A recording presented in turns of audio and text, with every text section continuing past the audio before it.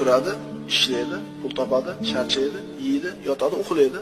Ertaman turadi, ishga boradi, ovqat yeydi, pul topadi. Ajali kelguncha shunaqa. Yeydi, ishlaydi, uxlaydi, yeydi, ishlaydi, uxlaydi. Yuribmiz deydi, nima deb? Tirikchilikda bo'lishi kerak. Birodarlar, musulmon kishiga bunday bo'lish yarashmaydi. Biz hozir keling bir soat iymonlashamiz degan gapni muhokama qilyapmiz. Musulmonni bunday qilishi to'g'ri bo'lmaydi.